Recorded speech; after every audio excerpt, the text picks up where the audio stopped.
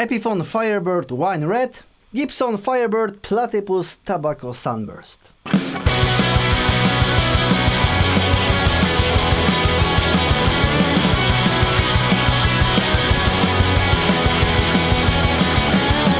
Witam serdecznie na Overdrive Fan Studio, a w dzisiejszym materiale zapraszam do porównania tychże dwóch Firebirdów, a jest to druga część materiału tak naprawdę i wszystkiego dowiecie się tuż za czołóweczką. A póki co subskrypcja, dzwoneczek i co?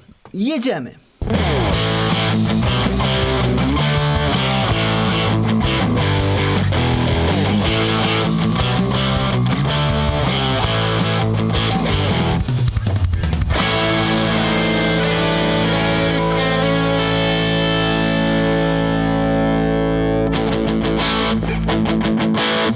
Tak, moi drodzy, tak to wyszło, że jest to druga część materiału. Jeżeli ktoś nie wie, jaka była pierwsza, w pierwszym był unboxing, było jakby wyjaśnienie parametrów technicznych, były jakieś fuck-upy i naprawy, które się trafiły w tych gitarach. Natomiast materiał był bardzo długi i postanowiłem go rozbić na dwa. I to jest ta druga część, w której będą nagrania, próbeczki dźwiękowe i porównanie oraz również to, co mi umknęło, jeśli chodzi o tamten materiał. Pierwsza rzecz, która mi umknęła, to jest to, że w Gibsonie jakby przystaweczki są zamocowane na takich, nie wiem jak to nazwać, no puszkach, wysięgnikach, no to, że one są same w sobie, te jakby ramki trochę wyżej. W Epiphonie są ramki po prostu doklejone do dechy, znaczy te ramki są znacznie niższe. O, może tak powiem, tak, znacznie niższe. Są tu właściwie, nie ma ramki w tej pierwszej, w tej drugiej jest taka niziusieńka, więc wydaje się, że ten przetwornik jest bliżej strun niż w ten, ale to nieprawda, po prostu tak to wygląda.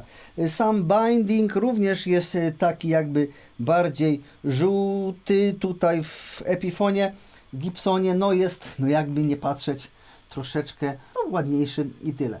W ogóle obie gitary mimo wszystko, jak sobie obejrzycie tamten materiał, są bardzo ładnie estetycznie wykonane.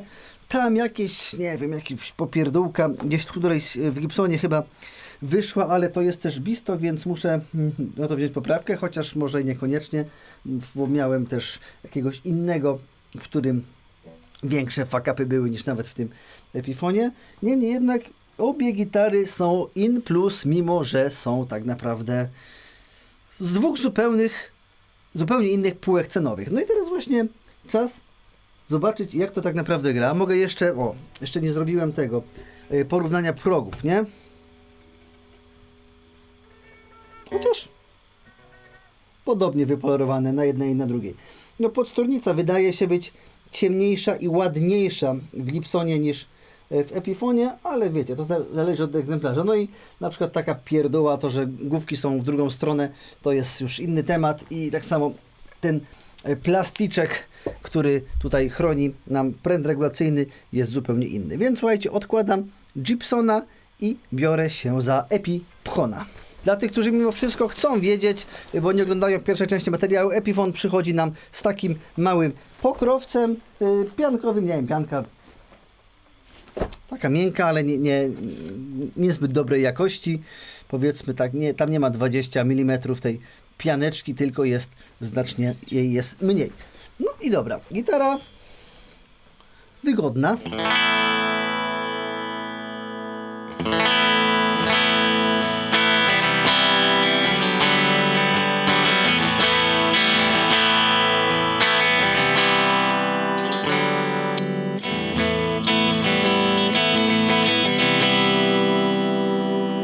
Gdybyście ją widzieli.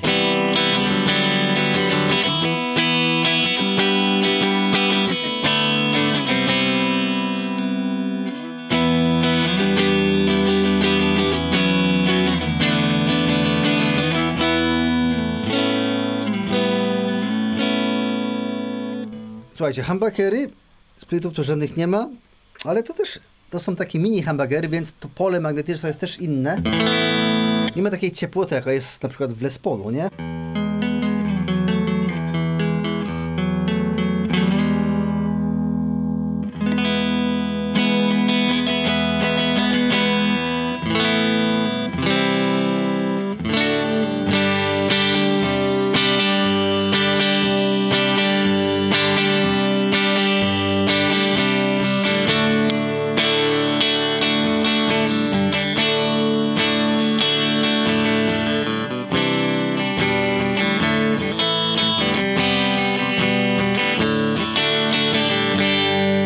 Jakoś tak to szło, nie?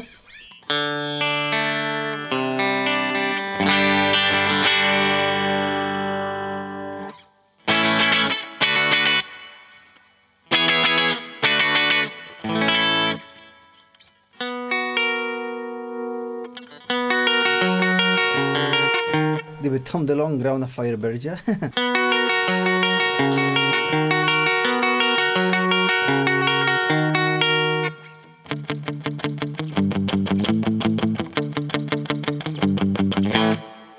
Ogólnie przyjemna gitara do grania. Brzmieniowo tu mi coś nie stroi. Może jednak też drobnie siodełko wymaga korekty?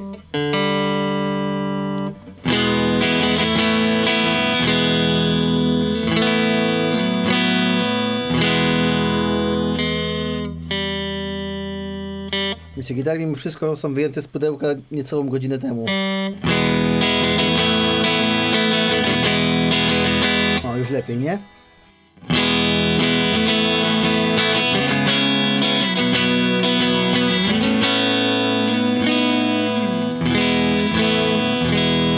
To teraz weźmiemy sobie od razu pana Firebita, tego gibsonowskiego.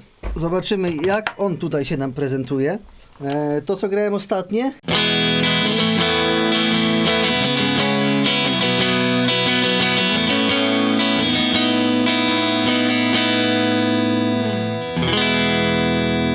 Wiecie co, miałem wrażenie, że gram dokładnie na tej samej gitarze przez chwilę. Potem gdzieś tam w głowie coś tam zacząłem innego słyszeć.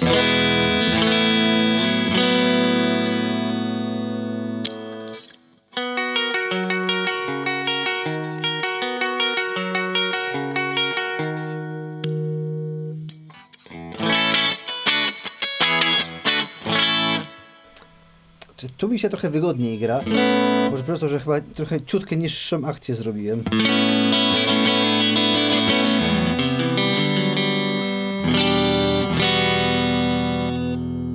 A co ja tam grałem?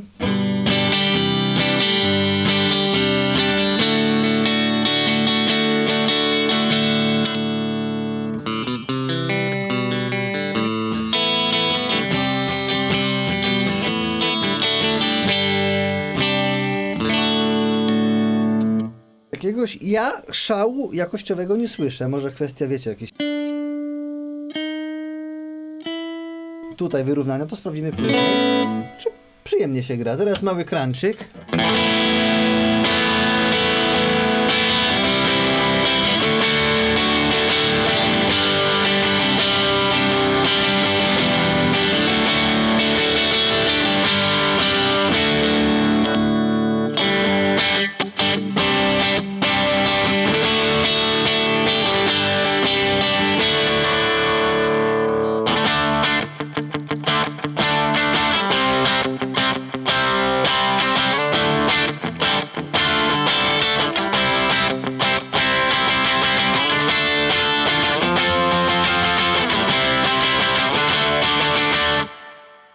Zobaczymy jak tamten. Ten sam przetwornik.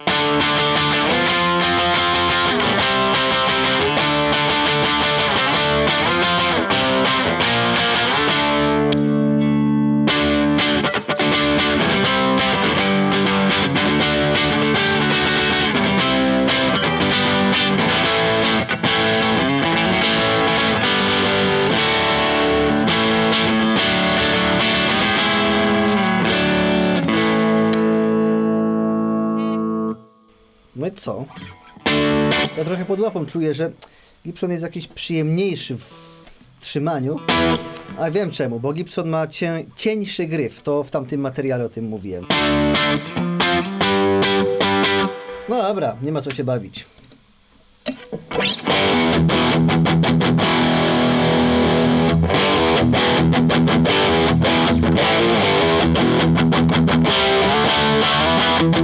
Trochę mi zajeżdża. Ostatnio testowałem wiadomo, tego mojego cudaka od Jacka Kiedo, czyli z przetwornikami a la P90, ale z dwoma cewkami. To podobnie to gra. Nie ma tu takiego rasowego, tłustego humbuckera.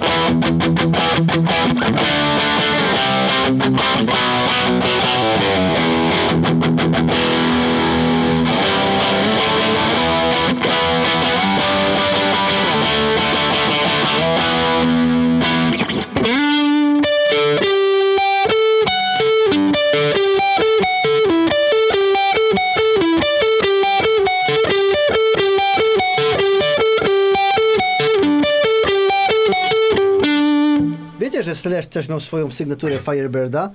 Mówiłem o tym w materiale Historii jednej gitary Firebird, także kto tego nie oglądał, to również zapraszam.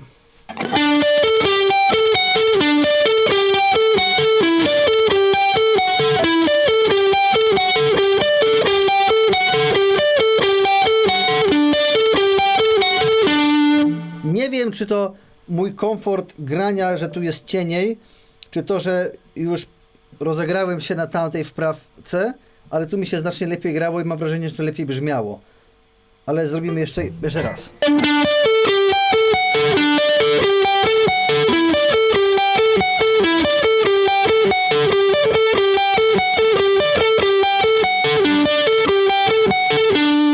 No niby lepiej, ale coś w tamtym jest, że tak się przyjemniej na tym gra.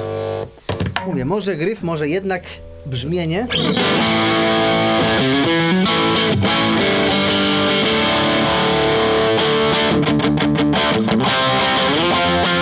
W ogóle nie jestem wcale na full, że teraz 7 dam.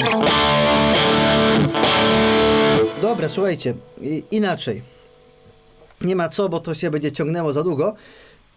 Konkretnie, na jednej, na drugiej, na jednej, na drugiej. Mam nadzieję, że uda mi się zagrać z podobną artykulacją, z podobnym wszystkim. 1:1 będę się męczył w postprodukcji z klejeniem. To strasznie dużo roboty, ale dla moich kochanych widzów jak najbardziej dam radę. Ale zacznę sobie od tamtego, a to na tego się potem przerzucę. To nie ma dla was żadnego znaczenia.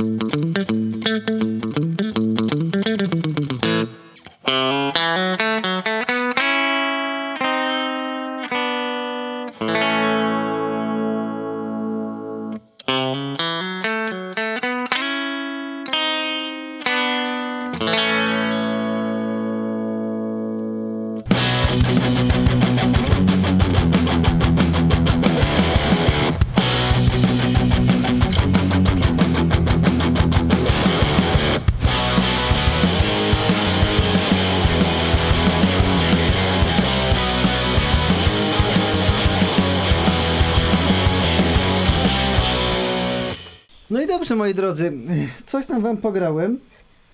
Jestem bardzo ciekawy waszych z tej drugiej strony świata opinii. To, że jak tam któraś mogła gdzieś nie stroić, no to fakt, mogło tak być, bo te gitary są nowe. Nie wiem, czy tutaj gdzieś tam ciutkę tych siodełeczek może drobnie nie trzeba byłoby podpiłować. I jakbyście mogli teraz się zatrzymać, zrobić pauzę i właśnie napisać, co wy myślicie właśnie brzmienia. Przypominam tylko, że 3333 zł, a ta regularnie powinna kosztować 8500, czyli 2,5 raza więcej od tej. A teraz powiem wam, co ja myślę. Faktycznie wygodniej grało mi się na Gibsonie, no ale to chyba z uwagi na ten gryf. Wiadomo, obie gitary mają inne przetworniki, pewnie inne struny też. No Gibson nie jest tym takim oryginalnym Firebirdem, czyli neck through. Tutaj mamy to rozwiązanie, ale no to zawsze tak było, że żeby kupić oryginalnego Firebirda z Gibsona by trzeba było wybulić dużo więcej kasy. Natomiast obie gitary są przyjemne. Mam wrażenie, że ta tak jakby bardziej jazgocze, nie wiem, bardziej jaskrawiej, czy to dobrze, czy to niedobrze, to już kwestia osądzenia. Ta brzmi bardziej tak klasycznie, może tak bym powiedział, bliżej do takich typowych humbuckerowych gitar tej niż tej. To nie zmienia faktu, że oba instrumenty są bardzo fajnymi instrumentami. Mówię, no by trzeba było naprawdę te detale gdzieś tam porównać ze sobą. Na mój styl gry niechlujny, ostatnio ktoś mi wypomniał, że moje testy są bez sensu, bo gram niechlujnie i brzydko i to nie ma żadnego sensu. I okej, tak ktoś sobie może pomyśleć. Ja gram jak gram i myślę, że sporo osób gra może tak jak ja, może troszeczkę inaczej, w prawo bądź w lewo. Więc to, co ja byłem w stanie, to Państwu zaprezentowałem. A jeszcze tak patrzę, decha jest cieńsza. Tak? Ups. Buziaczki? Tak, decha jest cieńsza. No. To Wam też potem fotę trzasnę. Chyba, że teraz jeszcze Wam pokażę. Nie wiem, czy Wy to zobaczycie. Pewnie moje krocze prędzej widzicie. No, jest decha ciutkę cieńsza, ale nie jest wcale dużo lżejszy. Zacznijmy od tego, nie? Może jeszcze Wam zmierzę na koniec. Chociaż to nie ma żadnego znaczenia pewnie. Za 3033 zł, no ta gitara fajnym Firebirdem jest. To muszę Wam przyznać, że tak. Że właściwie nie wiem, czy jest jakaś alternatywa w tym momencie. Pewnie nie ma. Spoczko, fajne. Jak ktoś marzy o Firebirdzie, jak go na Gibola nie stać, to bardzo fajne rozwiązanie. Naprawdę uważam, że fajny produkt na rynku. Co do tego Gibola, no to wiadomo, on ma jeszcze ten wypasiony case. No case na takiego Firebirda myślę, że też z tysiaka jest warty, więc jak sobie odejmiemy koszta case'a, to nam się robi dwukrotność różnicy w cenie. Fajna gitara. A czemu Nulopek taki zrobili? Nie mogli zrobić drugą stronę? Nie mam pojęcia. No pewnie po to, żeby kupić tą drugą serię, jak ktoś tę drugą stronę. Mimo wszystko też fajna gitara i no wiadomo, tutaj płacimy za markę, za Gibsona. Na pewno dużo łatwiej będzie ją później odsprzedać. Chociaż te Epifony myślę, że też będą się trzymały. Chociaż wiecie jak to jest. Na Firebirda, na Jazzmastera trzeba amatora, który chce taką gitarę i koniec i kropeczka. Także słuchajcie, te gitary, albo jedna z nich, a może obie, zostaną u mnie na wypożyczalni. Wszystko zależy od tego, jak moje losy się potoczą dalej.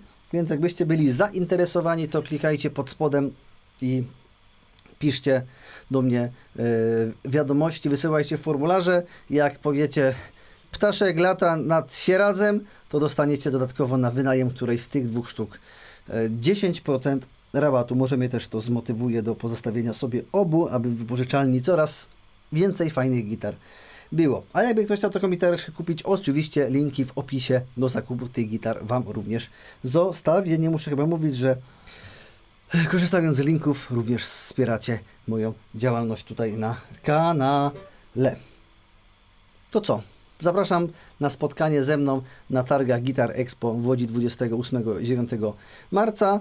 Dziękuję jeszcze raz patronom kanału, czekam na Wasze komentarze, łapeczki w górę, subskrypcje, dzwoneczek i dziękuję patronom kanału.